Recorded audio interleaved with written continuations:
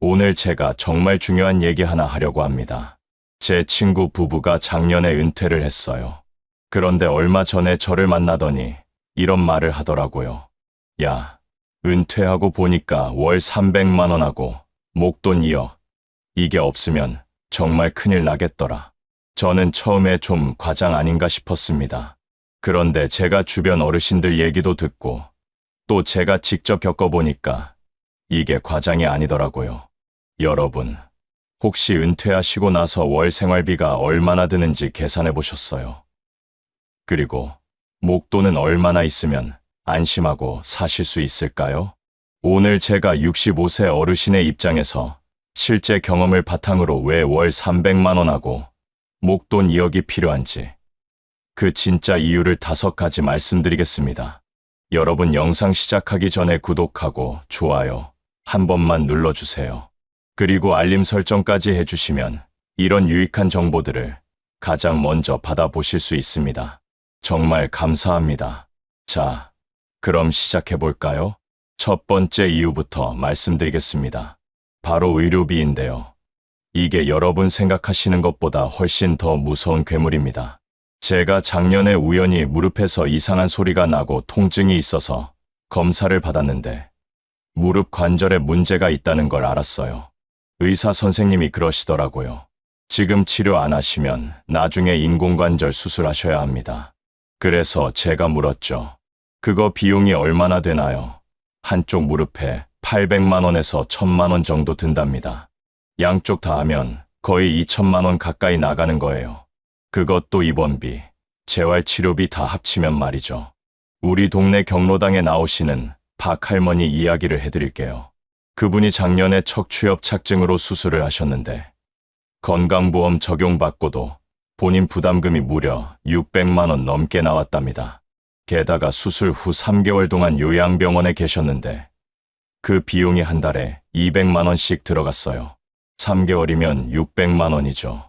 그러니까 수술비 600만 원에 요양비 600만 원에서 1200만 원이 한 번에 날아간 겁니다. 박 할머니가 그러시더라고요.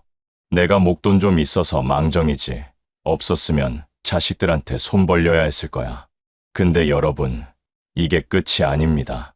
우리 나이 되면 당뇨, 고혈압, 고지혈증 이런 거 하나씩은 다 달고 사는데 이런 만성질환 약값도 만만치 않아요. 제 경우는 한 달에 약값으로 15만 원 정도 나갑니다. 1년이면 180만 원이죠. 그런데 제 친구는 심장에도 문제가 있어서 한 달에 30만 원씩 나간대요. 1년이면 360만 원입니다.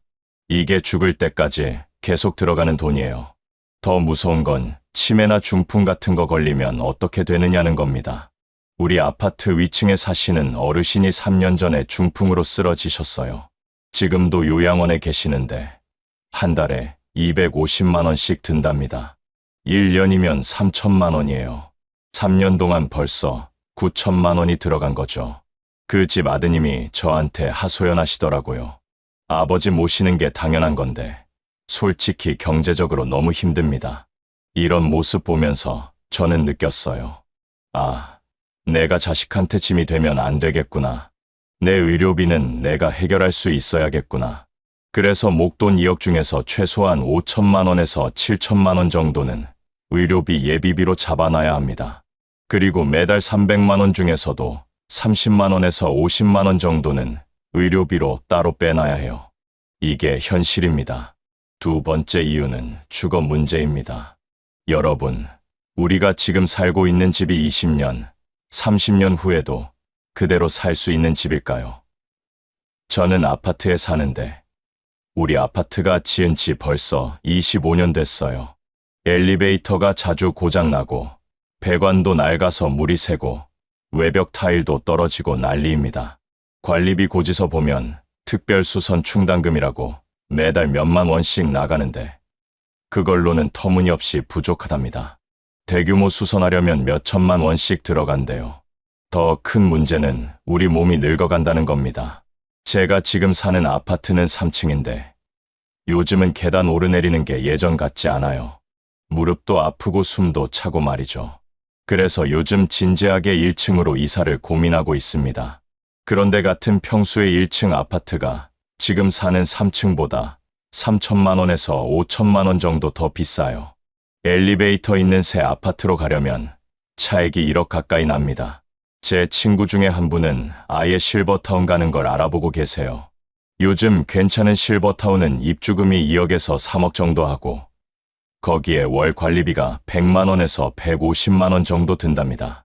물론 거기 가면 식사도 해주고 병원도 가까이 있고 좋긴 하죠. 근데 그만한 돈이 있어야 한다는 겁니다. 또 한 가지 여러분이 생각 못 하시는 게 있어요. 바로 집 수리비입니다. 저희 집도 작년에 보일러가 고장나서 새로 갈았는데 150만 원 들었어요. 화장실 리모델링하면 500만 원에서 1000만 원, 도배 장판하면 300만 원에서 500만 원 정도 듭니다. 베란다 샤시 바꾸면 또 수백만 원이고요. 집이라는 게 살다 보면 계속 손봐야 할 때가 생기더라고요. 특히 우리 나이 되면 욕실에 안전바 달고 문턱 없애고 미끄럼 방지 타일 깔고 이런 거 다 해야 하거든요. 이게 또 만만치 않은 돈입니다. 그래서 목돈 2억 중에서 3천만 원에서 5천만 원 정도는 주거 관련 비용으로 확보해놔야 합니다. 집 수리비, 이사비, 나중에 더 편한 곳으로 옮길 때 필요한 차액 같은 거 말이죠. 그리고 월 300만 원 중에서도 또 관리비, 수도광열비, 재산세 이런 거 합치면 50만 원에서 70만 원은 들어갑니다. 세 번째 이유, 이건 제가 직접 겪고 나서 정말 중요하다고 느낀 건데요. 바로 가족 경조사하고 예상치 못한 가족 지원비입니다. 여러분, 우리 나이 되면 주변에 경조사가 얼마나 많은지 아시죠? 작년 한 해만 계산해봤더니 저는 결혼식 12번, 장례식 8번, 돌잔치 3번 다녀왔어요. 결혼식은 보통 10만 원, 장례식은 10만 원에서 20만 원, 돌잔치는 5만 원 정도 하니까 대충 계산해도 250만 원 정도 나갔습니다. 근데 이게 가까운 친척이나 아주 친한 친구면 얘기가 달라져요. 조카 결혼하면 50만 원에서 100만 원은 줘야 하고 형제 자식 결혼하면 최소 100만 원은 해야 하거든요. 더 큰 건 자식 문제입니다. 우리는 은퇴했지만 자식들은 아직 한창 돈 들어갈 나이잖아요. 제 큰아들이 작년에 전세 올라가면서 5천만 원이 부족하다고 하더라고요. 며느리 월급하고 아들 월급 합쳐도 은행 대출이 안 나온대요. 그래서 제가 목돈에서 5천만 원을 빌려줬습니다. 물론 나중에 갚는다고는 하는데 언제 갚을지는 모르겠어요. 솔직히 갚으라고 재촉할 수도 없는 노릇이고요. 우리 동네 이 사장님 이야기 하나 해드릴게요. 딸이 둘인데 큰딸은 결혼할 때 집 장만 도와주느라 1억 5천만 원을 주셨대요. 그런데 작은딸이 작년에 결혼한다고 하니까 똑같이 해줘야 하잖아요. 근데 그새 은퇴하고 여유, 자금이 많이 줄어서 어쩔 수 없이 살던 집을 팔고 더 작은 집으로 이사 가셨답니다. 그분이 저한테 그러시더라고요. 자식들 공평하게 해주려다 보니 내 노후가 좀 불안해졌어. 근데 뭐 어쩌겠어. 자식인데. 또 요즘은 손주 문제도 있어요. 맞벌이 부부가 많다 보니까 손주 봐달라는 경우가 많거든요. 그냥 봐주는 건 괜찮은데 문제는 손주 키우는 비용이에요. 분유값, 기저귀값, 장난감값. 이거 만만치 않습니다. 제 친구는 손주 둘을 봐주는데 한 달에 70만 원 정도 든대요. 며느리가 주는 돈은 30만 원이니까 자기가 40만 원씩 보태는 거죠. 1년이면 480만 원입니다. 더 심각한 건 부모님 봉양 문제예요. 우리는 은퇴했지만 우리 부모님은 아직 살아계시잖아요. 제 어머니가 올해 85인데 요양원에 계세요. 한 달에 200만 원 드는데 형제들이랑 나눠서 내고 있습니다. 저는 그 중에서 50만 원을 내고 있어요. 이게 언제까지 계속될지 모르는 거죠. 그래서 목돈 2억 중에서 최소 3천만 원에서 5천만 원은 이런 예상치 못한 가족 지원비로 따로 떼어놔야 합니다. 자식 전세 보증금 지원, 결혼 자금, 손주 양육비, 부모님 봉양비, 경조사비 이런 거 다 합치면 생각보다 큰 돈이 필요해요. 그리고 월 300만 원 중에서도 30만 원에서 50만 원 정도는 이런 용도로 쓸 수 있게 여유를 둬야 합니다. 네 번째 이유는 여러분이 정말 간과하기 쉬운 건데요. 바로 인플레이션과 화폐가치 하락입니다. 제가 20년 전만 해도 짜장면이 3,000원이었어요. 지금은 7,000원에서 8,000원 하죠. 2배 이상 오른 겁니다. 이게 바로 인플레이션이에요.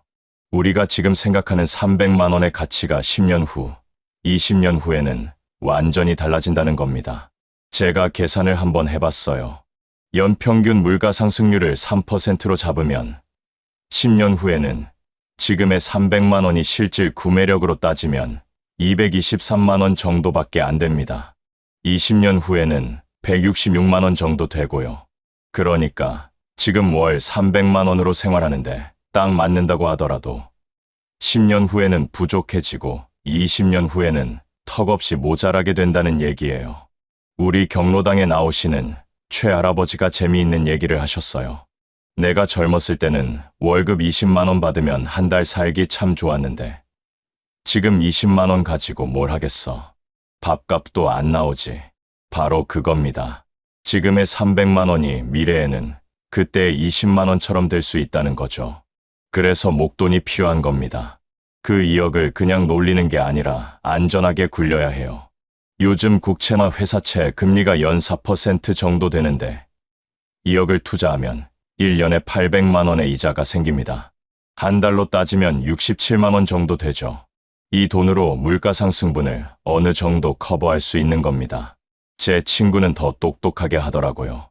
2억 중에서 1억은 안전한 채권에 투자하고 5천만 원은 배당주에 투자하고 나머지 5천만 원은 비상금으로 예금에 넣어뒀대요. 배당주에서 나오는 배당금이 1년에 한 250만 원 정도 되고 채권 이자가 400만 원 정도 되니까 합쳐서 1년에 650만 원, 한 달로 치면 54만 원 정도 추가 수입이 생기는 거예요. 이게 바로 노후 준비를 제대로 한 겁니다. 근데 여기서 주의할 점이 있어요. 절대로 욕심내서 위험한 투자하면 안 됩니다.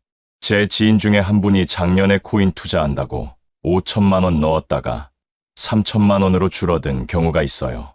우리 나이에는 절대 그런 위험한 투자하면 안 됩니다. 원금 보장되는 안전한 상품 위주로 가야 해요. 또 한 가지 중요한 게 긴급자금입니다. 갑자기 큰 병 걸리거나 집에 큰 수리가 필요하거나 자식한테 급전이 필요하거나 이럴 때 바로 쓸 수 있는 목돈이 있어야 합니다. 그래서 2억 중에서 3천만 원에서 5천만 원 정도는 언제든지 찾을 수 있는 예금으로 갖고 있어야 해요. 적금이나 채권은 중도 해지하면 손해보거든요. 그리고 월 300만 원도 마찬가지예요. 물가가 계속 오르니까 생활비도 계속 조금씩 늘려야 합니다. 지금 300만 원으로 딱 맞게 산다면 5년 후에는 330만 원 정도 필요하고 10년 후에는 360만 원 정도 필요해질 겁니다. 그래서 목돈에서 나오는 이자 수익이나 배당금으로 이 부족분을 메워야 하는 거죠. 5번째 이유. 이게 제일 중요한데 많은 분들이 간과하는 부분입니다. 바로 삶의 질과 여유 있는 노후 생활입니다. 여러분, 우리 평생 열심히 일해서 이제 좀 쉬려고 은퇴한 건데 돈 걱정하면서 쪼들리게 살면 뭐하러 이렇게까지 살았나 싶지 않으세요? 제가 작년에 제주도 여행을 다녀왔어요. 3박 4일 일정이었는데 비행기 값, 숙박비, 렌터카, 식사비, 입장료 다 합쳐서 부부가 150만 원 정도 썼습니다. 솔직히 적은 돈은 아니죠. 근데 정말 행복하더라고요. 바다도 보고 맛있는 것도 먹고 사진도 찍고 그 기억이 지금도 생생합니다. 이런 여행을 1년에 2~3번은 다녀올 수 있어야 한다고 생각해요. 우리 동네 김 선생님은 등산을 좋아하시는데 한 달에 한두 번씩 전국의 명산을 다니세요. 한 번 갈 때마다 교통비, 숙박비, 식사비에서 20만 원에서 30만 원 정도 쓰신대요. 1년이면 300만 원에서 400만 원 정도 되는 거죠. 근데 그분이 그러시더라고요. 이 돈이 아깝지 않아. 산 오르면서 친구들이랑 얘기하고 경치 보고 맑은 공기 마시고 이게 내 낙이야. 이거 못하면 뭐 하러 사나 싶어. 또 취미생활도 중요합니다. 저는 서예를 배우는데 한 달 수강료가 10만 원이에요. 붓이랑 먹이랑 종이 사는데 또 5만 원 정도 들고요. 1년이면 180만 원 정도 됩니다. 제 아내는 요가를 하는데 한 달에 12만 원씩 내요.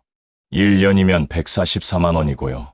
부부 합쳐서 1년에 324만 원이 취미생활비로 나가는 겁니다. 근데 이게 사치일까요? 저는 절대 아니라고 봅니다. 우리가 건강하게 오래 살려면 정신적으로도 육체적으로도 활동적이어야 해요.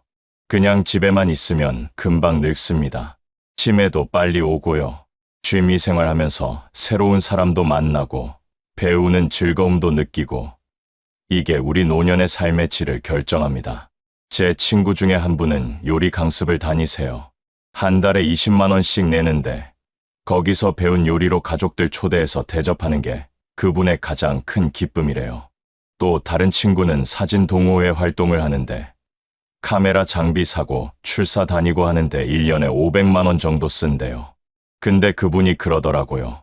이게 없으면 내 삶이 너무 무료해. 돈으로 따질 수 없는 가치가 있어. 또 손주들한테 용돈 주는 것도 빼놓을 수 없죠. 명절 때마다 손주들 오면 한 명당 5만 원에서 10만 원씩은 줘야 할아버지, 할머니 체면이 서잖아요. 손주가 3명이면 한 번에 30만 원. 1년에 명절이 2번이니까 60만 원 정도 됩니다. 생일 때도 선물 사줘야 하고 가끔 외식 시켜줘야 하고 그러다 보면 1년에 손주 관련 비용만 200만 원 정도는 나갑니다. 그리고 친구들과의 교제비도 무시 못합니다. 한 달에 2-3번은 친구들 만나서 밥 먹고 차 마시고 하잖아요. 한 번에 3만 원씩만 써도 한 달에 9만 원, 1년이면 108만 원입니다. 가끔 골프 치러 가거나 노래방 가거나 하면 더 들고요. 의류비도 생각해야 합니다. 우리 나이 먹었다고 아무렇게나 입고 다닐 수는 없잖아요. 깔끔하게 입고 다녀야 자존감도 살고 기분도 좋아요. 계절마다 옷 몇 벌씩 사면 1년에 100만 원에서 150만 원 정도는 듭니다. 책이나 신문, 잡지 구독료도 있어요. 저는 신문 2개 구독하는데 한 달에 3만 원 정도 들어요. 1년이면 36만 원이죠. 책도 한 달에 2-3권 사면 5만 원 정도. 1년이면 60만 원 정도 됩니다. 또 요즘은 스마트폰도 필수잖아요. 요금이 한 달에 5만 원씩만 나가도 1년이면 60만 원입니다. 부부 합치면 120만 원이고요. 인터넷, 케이블 TV 이런 것까지 합치면 한 달에 10만 원, 1년에 120만 원 정도 더 나갑니다. 이런 거 다 합치면 생각보다 큰 돈입니다. 여행비 400만 원, 취미생활비 300만 원, 손주 용돈 200만 원, 교재비 100만 원, 의류비 150만 원, 책값 100만 원, 통신비 240만 원, 이것만 해도 1년에 1490만 원입니다. 한 달로 따지면 124만 원이에요. 그래서 월 300만 원이 필요한 겁니다. 기본 생활비로 150만 원에서 170만 원, 여기에 이런 여유, 비용 120만 원, 그리고 예비비 30만 원에서 50만 원 정도 합치면 딱 300만 원 정도 됩니다. 그리고 목돈 2억이 있으면 이런 특별한 지출을 할 때 마음이 편합니다. 갑자기 손주 돌잔치해야 한다. 해외여행 가고 싶다. 새 냉장고 사야 한다. 이럴 때 월 생활비에서 빼지 않고 목돈에서 쓸 수 있거든요. 그래야 월 생활비가 안정적으로 유지됩니다. 제 친구는 목돈에서 1년에 한 번씩 1,000만 원 정도를 특별 지출로 빼서 써요. 해외여행도 가고 집 수리도 하고 손주 선물도 사고 자식들 생일 때 용돈도 주고 이렇게 쓰는 거죠. 그러니까 월 생활비는 늘 300만 원으로 일정하게 유지되고 특별 지출은 목돈에서 해결하니까 스트레스가 없대요. 또 하나 중요한 게 뭐냐면 우리가 건강할 때 돈 쓰면서 살아야 한다는 겁니다. 70대, 80대 되면 건강도 안 좋아지고 활동도 못 하거든요. 지금 60대, 70대 초반에 여행도 다니고 취미 생활도 하고 친구들도 만나고 이렇게 활발하게 지내야 합니다. 그때 못 쓴 돈 나중에 쓸 데 없어요. 병원비로 다 나갈 뿐이죠. 우리 경로당에 이 할머니가 그러시더라고요. 내가 젊었을 때 남편이랑 여행 한 번 못 가봤어. 맨날 돈 모으기만 했지. 그러다가 남편이 일찍 돌아가시고 나는 지금 혼자 앉아서 그 돈 지키고 있어. 참 허무해. 이 말씀 듣고 저는 뭔가 깨달았어요. 돈은 적절히 쓰면서 살아야 한다는 거요. 그래서 목돈 2억 중에서 2천만 원에서 3천만 원 정도는 삶의 질을 위한 여유, 자금으로 생각하고 있어야 합니다. 특별한 여행, 취미생활, 자기개발, 가족 모임, 이런 데 쓸 수 있는 돈이 있어야 노후가 행복합니다. 자, 여러분, 정리해 볼까요? 월 300만 원과 목돈 2억. 이게 왜 필요한지 5가지 이유를 말씀드렸습니다. 첫째, 의료비. 둘째, 주거비. 셋째, 가족 지원비. 넷째, 인플레이션 대비. 다섯째, 삶의 질 유지. 이 5가지가 바로 우리가 편안하고 존엄한 노후를 보내기 위해 꼭 필요한 이유들입니다. 물론 누구나 이만큼 준비할 수 있는 건 아니죠. 저도 알아요. 평생 열심히 일해도 이만큼 모으기 쉽지 않다는 거요. 근데 중요한 건 목표를 세우고 준비하는 자세입니다. 지금부터라도 계획을 세우고 할 수 있는 만큼 준비하면 됩니다. 2억이 어렵다면 1억이라도, 1억이 어렵다면 5천만 원이라도 목표로 잡고 차근차근 준비해 나가는 게 중요합니다. 그리고 월 300만 원이 부담스럽다면 250만 원이나 200만 원이라도 괜찮습니다. 자기 형편에 맞게 계획을 세우되 꼭 들어가는 필수 비용은 빠짐없이 챙기고 여유, 비용은 조절하면서 살면 됩니다. 여러분, 우리 인생 참 길어졌습니다. 은퇴하고도 20년, 30년을 더 살아야 해요. 그 긴 시간을 어떻게 보낼 것인가? 그건 지금 우리가 어떻게 준비하느냐에 달려 있습니다. 돈이 전부는 아니지만 돈이 있어야 선택할 수 있는 게 많아집니다. 아프면 좋은 병원 갈 수 있고, 불편하면 더 편한 집으로 옮길 수 있고, 하고 싶은 일 하면서 살 수 있습니다. 제가 오늘 이 얘기를 길게 드린 이유는 여러분이 좀 더 현실적으로 노후를 준비하셨으면 하는 마음에서입니다. 막연하게 걱정만 하지 마시고 구체적으로 계산해 보시고 계획을 세워 보시기 바랍니다. 여러분, 우리 다 함께 건강하고 행복한 노후 보냅시다. 돈 걱정 없이 자식한테 짐 안 되고 하고 싶은 거 하면서 웃으면서 살 수 있는 그런 노후 말입니다. 그게 바로 우리가 평생 열심히 일한 보상 아니겠습니까? 오늘 제 얘기가 여러분께 조금이나마 도움이 되었으면 좋겠습니다. 긴 시간 들어주셔서 정말 감사합니다. 월 96만 원. 그 돈으로 한 달을 살 수 있을까요?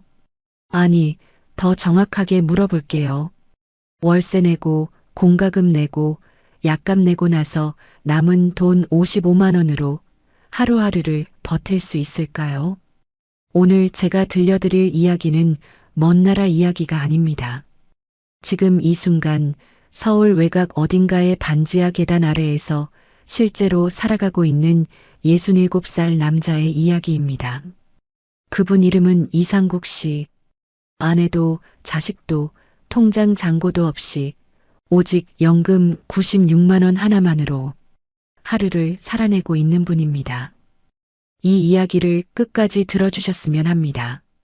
왜냐하면 상국 씨의 하루는 어쩌면 지금 여러분 주변 누군가의 하루일 수도 있고 어쩌면 10년 뒤 우리 자신의 하루일 수도 있으니까요. 새벽 4시 반 아무도 깨우지 않았는데 눈이 떠집니다. 알람이 있는 것도 아닙니다. 그냥 눈이 떠집니다. 상국 씨는 요즘 거의 매일 새벽 4시 반이면 저절로 눈을 뜹니다. 나이가 들면 그렇게 된다고들 하죠. 몸이 먼저 알아서 일어난다고. 하지만 솔직히 말씀드리면 상국 씨는 잠을 깊이 잔 적이 언제인지 기억도 잘 나지 않는다고 합니다.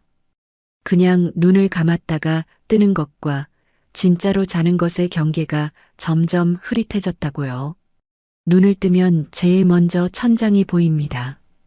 반지하 방의 천장은 낮습니다. 형광등 하나, 얼룩 몇 개, 모서리에 아주 작게 번진 곰팡이 자국. 매일 아침 같은 천장을 보면서 상국 씨는 생각합니다. 오늘은 또 어떻게 보내나? 거창한 계획 같은 건 없습니다. 그냥 오늘 하루를 어떻게 통과하느냐는 거죠. 창문 쪽으로 고개를 돌립니다. 반지하라서 창이 낮아요. 창문 너머로 보이는 건 사람들의 발목입니다. 아니면 지나가는 고양이 발바닥. 그게 전부예요. 이른 새벽에는 지나다니는 사람도 없으니 창문 너머가 그냥 어둡습니다. 여름에는 빗물이 창틀을 두드리고 겨울에는 외풍이 문틈 사이로 스며들어요. 봄이 와도 햇살이 방 안까지 들어오지 않습니다. 반지하는 그런 곳이에요. 세상이 한 뼘 위에서 흘러가는 곳. 자신은 그 아래에서 올려다보는 곳. 상국 씨가 사는 곳은 경북 외곽의 낡은 주택가입니다. 골목 안쪽으로 들어가서 지하로 내려가는 계단을 찾아야 해요. 계단은 5칸. 내려가면 문이 하나 있고 그 문을 열면 상국 씨의 세계가 나옵니다. 보증금 300만 원에 월세 27만 원. 방 하나, 부엌 하나, 화장실 하나. 그게 전부입니다. 평수로 치면 5평이 조금 넘을까요? 거기서 67 남자가 하루하루를 보내고 있습니다. 상국 씨는 일어나자마자 물을 끓입니다. 전기포트를 씁니다. 가스비가 아까워서요. 커피 믹스 한 봉지를 뜯어서 종이컵에 붓고 뜨거운 물을 부으면 그게 아침입니다. 밥은 나중에 합니다. 일단 이걸로 하루를 엽니다. 텔레비전을 켭니다. 아직 뉴스가 나오기 전 시간이라 홈쇼핑이 나와요. 끄지 않습니다. 상국 씨는 말합니다. 소리가 있어야 덜 무섭거든요. 웃긴 말처럼 들릴 수 있습니다. 67살 남자가 무섭다는 게. 하지만 이 반지하 방 안에서 느끼는 고요함은 조용한 게 아니에요. 비어 있는 겁니다. 사람이 있어야 할 공간에 사람 소리가 없는 것. 누군가의 목소리가 들려야 할 시간에 아무 소리도 없는 것. 그 텅 빈 느낌이 무서운 거예요.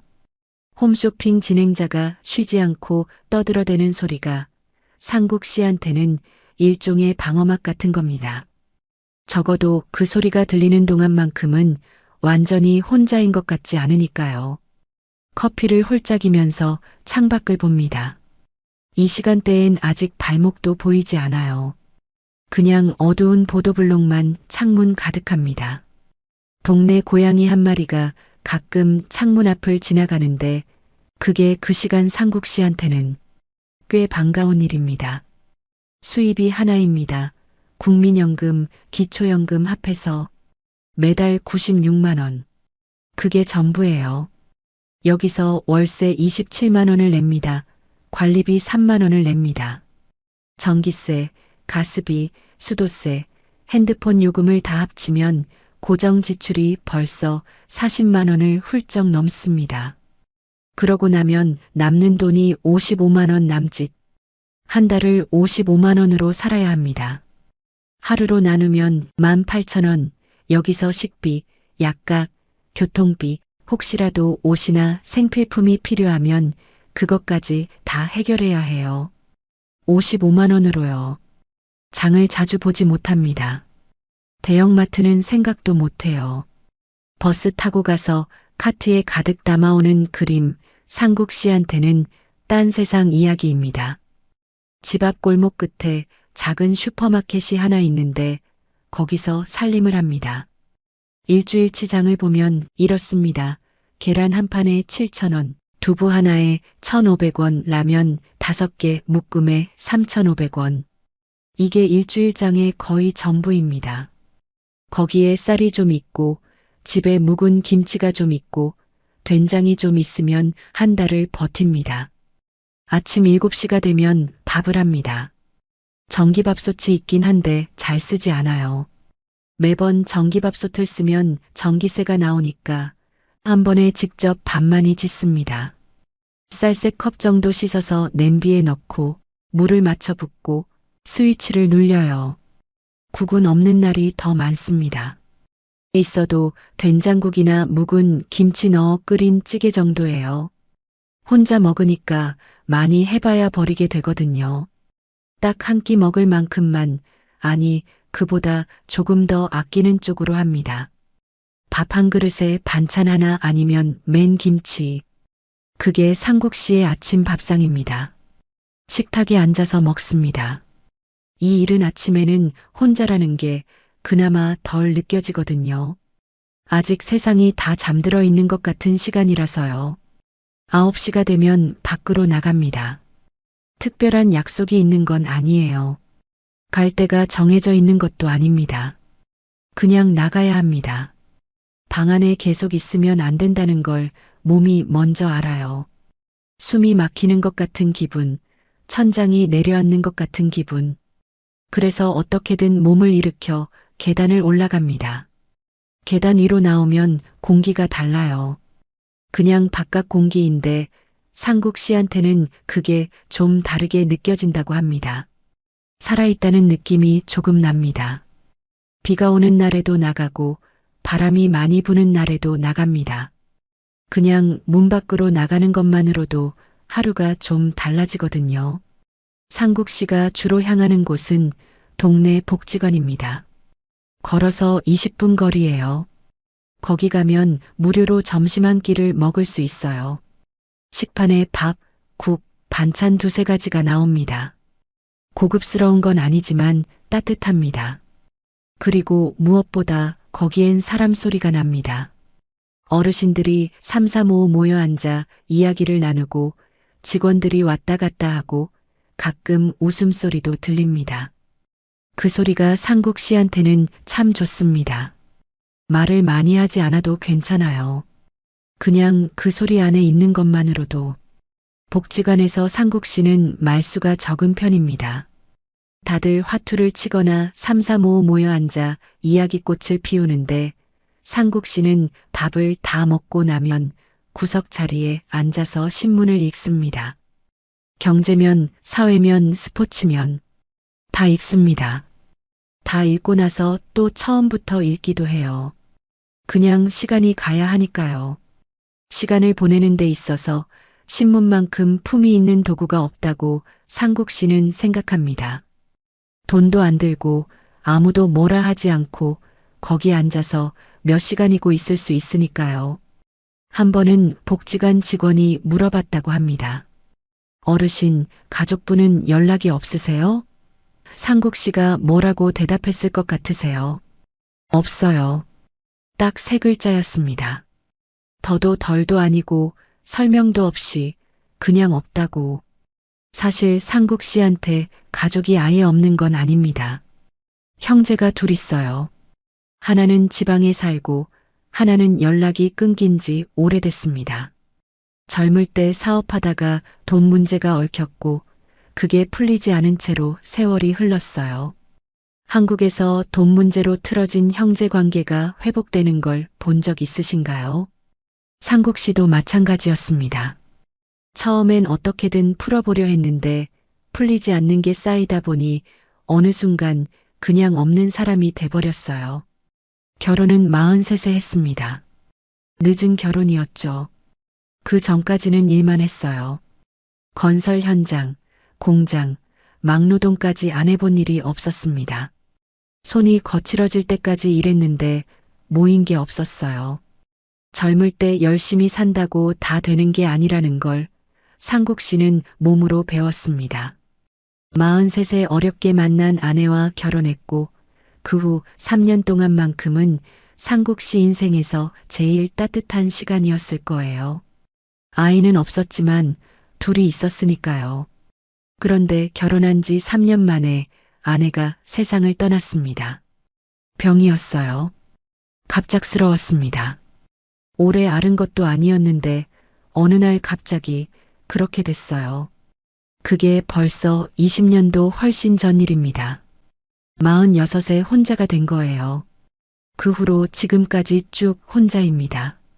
재혼을 생각해보지 않은 건 아니었어요. 하지만 먹고 살기가 워낙 바빴고 바쁘게 살다 보니 시간이 흘렀고 어느 순간 그게 그냥 당연한 삶이 돼버렸습니다. 혼자 사는 게 이상한 게 아니라 그냥 자기 삶의 형태가 된 거예요. 그렇게 20여 년이 지났습니다. 복지관을 나서면 상국 씨는 걷습니다.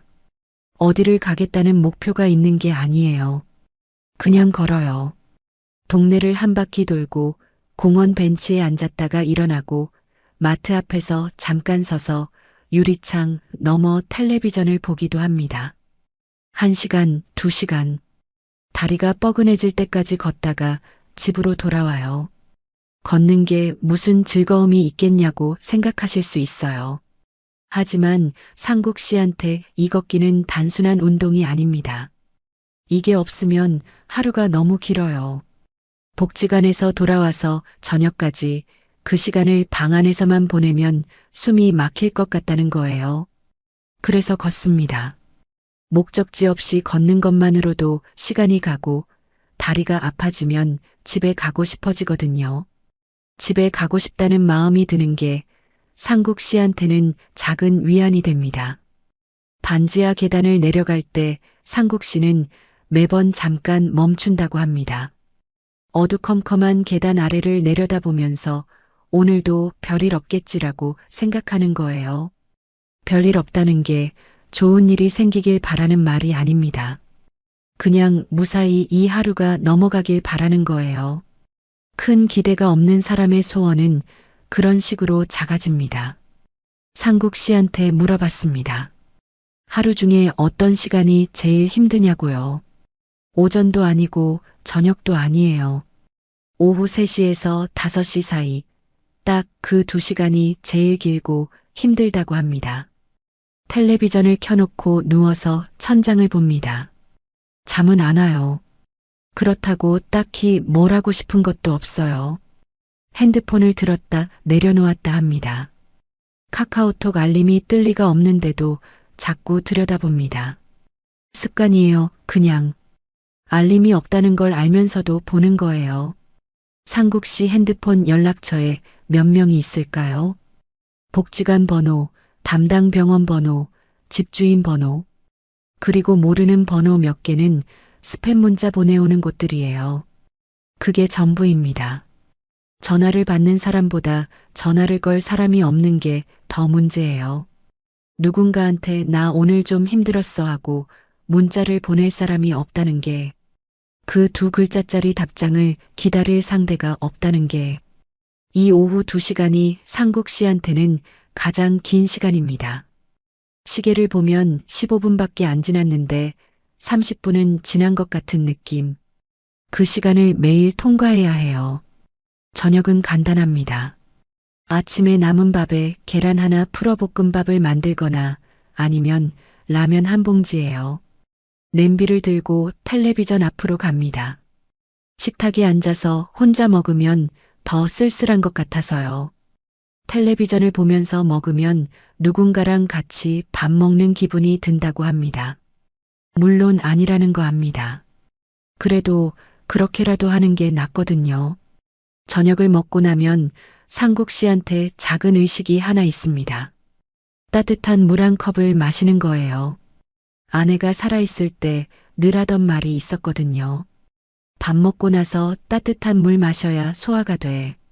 그게 습관이 돼서 아내가 떠난 20년이 지난 지금도 저녁밥 먹고 나면 꼭 따뜻한 물 한 컵을 마십니다. 아내는 없지만 그 물 한 컵만큼은 아직도 그 시간에 그 자리에 있습니다. 어떤 날은 아내 생각이 많이 납니다. 꿈에도 나오고 멍하니 천장 보고 있을 때도 생각납니다. 보고 싶다는 말을 할 데가 없어요. 그 말을 들어줄 사람이 없으니까요. 그냥 혼자 앉아서 생각하다가 한숨 한 번 내쉬고 그걸로 끝입니다. 눈물이 날 것 같을 때도 있는데 요즘은 잘 나오지도 않는다고 해요. 20년이 지나다 보니 슬픔도 단련이 된 모양입니다. 밤 9시가 되면 씻습니다.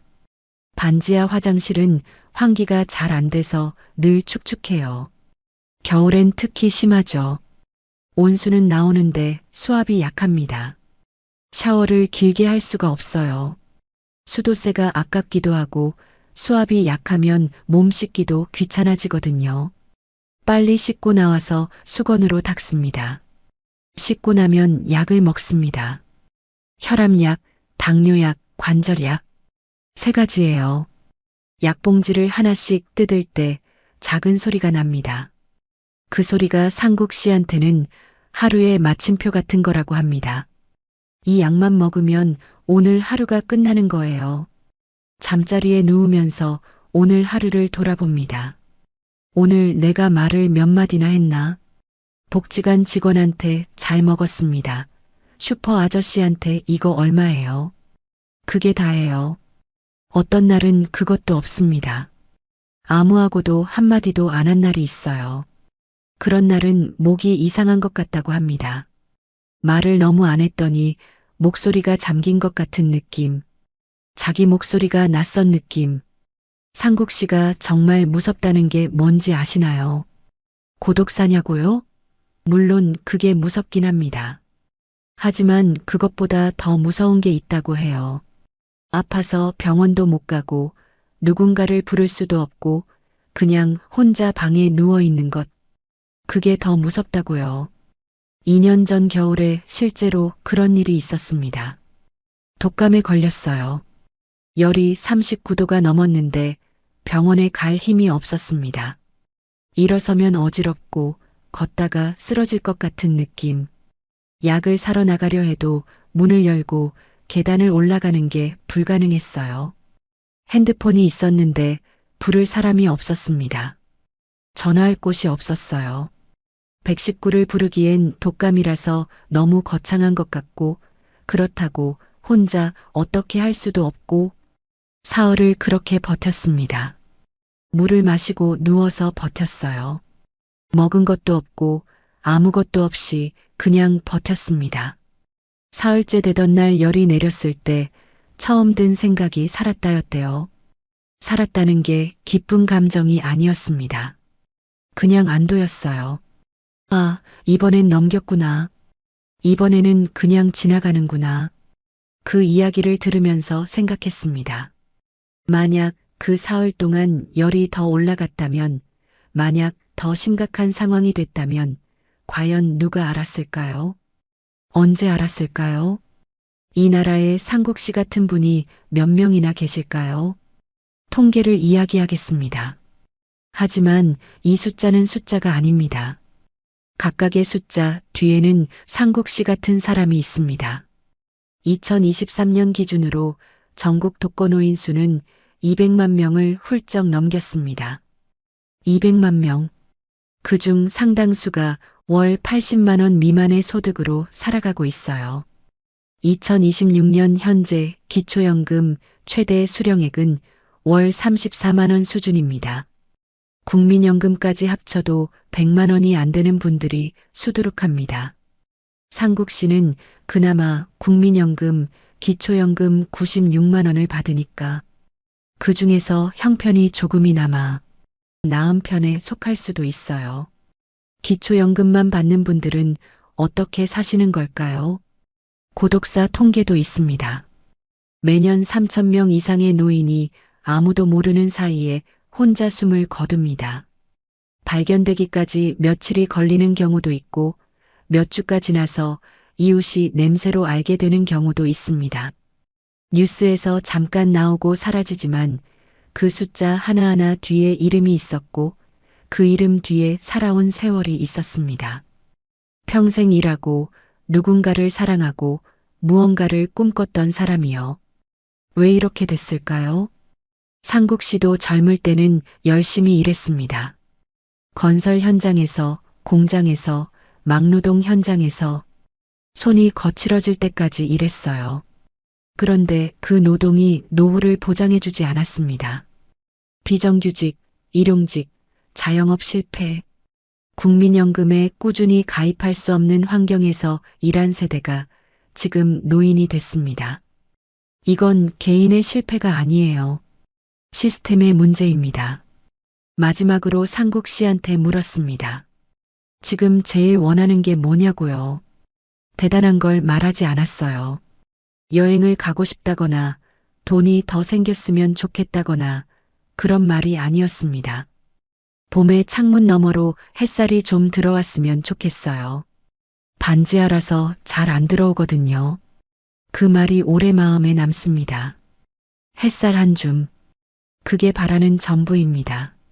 평생 일했고, 평생 성실했고, 이제 67이 돼서 반지하에서 살고 있는 이 남자가 원하는 게 햇살 한 줌이에요.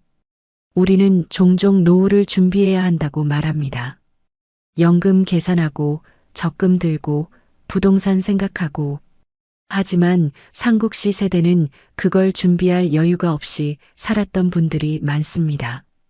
그분들이 지금 이 나라의 반지하에서, 옥탑방에서, 고시원에서 하루하루를 버티고 있습니다. 200만 명이요. 서울 시민의 5명 중 1명 이상이 그런 처지라면 이건 더 이상 남의 이야기가 아닙니다. 상국 씨는 오늘도 그 방에 있습니다. 아마 오늘 아침도 새벽 4시 반에 눈이 떴을 거예요. 전기포트로 물을 끓이고 커피 믹스 한 봉지를 종이컵에 부었을 거고 홈쇼핑 소리를 배경으로 창문 너머 보도블록을 봤을 겁니다. 복지관에 가서 밥을 먹고 신문을 읽고 오후에 동네를 걷다가 반지하 계단 앞에서 잠깐 멈췄을 겁니다. 저녁을 텔레비전 앞에서 혼자 먹고 따뜻한 물 한 컵을 마시고 약 3알을 먹고 누웠을 겁니다. 오늘 말을 몇 마디나 했나 생각하면서요. 극적인 것도 없어요. 누가 봐주길 바라지도 않습니다. 그냥 조용히 매일매일 살아내고 있습니다. 그게 더 마음에 걸립니다. 크게 힘들다고 소리를 지르지도 않고 불행하다고 과장하지도 않고 그냥 묵묵히 그 반지하에서 하루를 버텨내는 것. 그게 상국 씨의 삶이에요. 여러분이 이 이야기를 끝까지 들어주셨다는 건 아직 상국 씨 같은 분들에게 관심이 있다는 거라고 생각합니다. 그 관심이 작아 보여도 괜찮아요. 이런 현실이 있다는 걸 아는 것, 이런 이야기가 더 많은 사람에게 닿는 것, 그게 시작입니다. 오늘 하루 주변에 혼자 사시는 어르신이 계신다면 안부 문자 한 통 보내보시는 건 어떨까요? 거창하지 않아도 됩니다. 요즘 어떻게 지내세요? 그 한마디면 충분합니다. 그 한마디가 누군가의 오늘을 버티게 해줄 수 있습니다. 어떤 날은 그 문자 한 통이 그날 들은 유일한 사람 목소리일 수도 있으니까요. 저는 앞으로도 이런 이야기를 들고 오겠습니다. 화려하지 않지만 누군가의 진짜 하루, 통계 뒤에 숨어 있는 사람들의 이름, 그 이야기를 계속하겠습니다. 오늘도 끝까지 들어주셔서 진심으로 감사합니다.